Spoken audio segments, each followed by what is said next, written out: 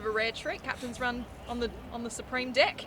Yeah, it's, we haven't had too many this year. Obviously, it's been pretty hectic, I think, with the soccer and the rugby union. So they've had a bit of time to, let a bit of regrowth come. It looks pretty good actually. So it's always nice to to train on the field that you're playing on. So so it's a nice change. I was saying before, it's probably Grant Anderson's first time he's ever been on Amy Park. Yeah, well, it would be actually. I think. Yeah, well, he's probably seen it before, but I don't think he's touched it before. So so pretty important to get out there and find his bearings. So again, we probably would have preferred he had a couple of runs on it, but one's better than none. Were you happy with his debut? And obviously. Oh yeah, he was great. Besides scoring a couple of tries, he done a good job defensively, and he called all the kicks that come his way. So we were really happy with the way he played, and hopefully he can repeat that tomorrow night. How many runs did he actually have? Training runs did he have with the top team? Probably two or three at most. We at one stage we thought Will was going to be in there, and we obviously expected Xavier to back up, and that didn't happen. So I think it was the captain's run, and obviously our day three. So he didn't have a whole heap of time there, and he's a player that can play a few positions, but probably centre's probably his main position or his favourite position. But I think he can play in the halves and fullback as well. He's got a fair bit of skill too. So. But like I say, he had a great debut. Not many guys scored 2 tries on their debut, so really happy with him and really happy for him. The Broncos this year, obviously they're a different proposition. I think you put 80 points on them last year, but I guess you're thinking it's going to be a little different this meeting. Oh yeah, well, again they're in the top 4, so they're doing things a lot better this year, especially their defence. That's probably been the big thing that's improved. So like I say, they certainly deserve to be where they're at, and they've obviously done a lot of hard work in the off season, and the first 10 or 12 weeks, they've done a great job. So it'll be hopefully be a tough contest. I'm sure it will. Hopefully our guys can come up to it and go from there. It was obviously bad timing for Paps, Craig. Would have he played if he wasn't for the Craig? He was on the edge. It probably would have come down to him, to be quite honest. So.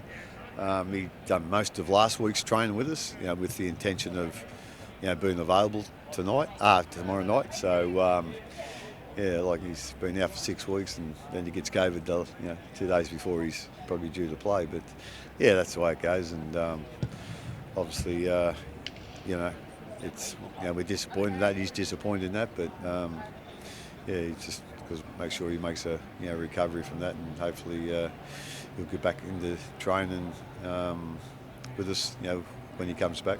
How light has it been? A light week on the track for the Origin boys after backing up last weekend? They come much lighter than what they've had. They've had the whole week off until this morning, so it's been very light for them. So, but having said that, it's not easy to back up after an Origin game, especially an Origin game like that.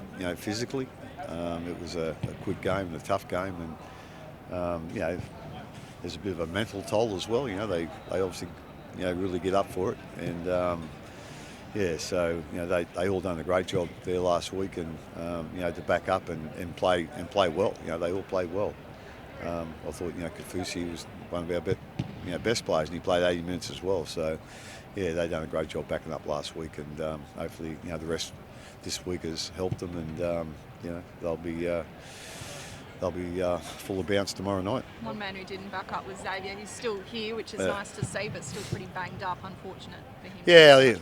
Well, he went in operation on Monday or Tuesday, I think. So I think it went as good as possible, but I probably won't see him back on the field for 8 or 9 weeks. So that's getting right towards the end of the year now. So, but I think the surgeon told him that the decision was the right one. I think if he decided not to have the operation, it would have took a lot longer. Then it still wouldn't have been certain that it, on how much it would be fixed after a certain amount of time. But so having the operation is probably lengthened his.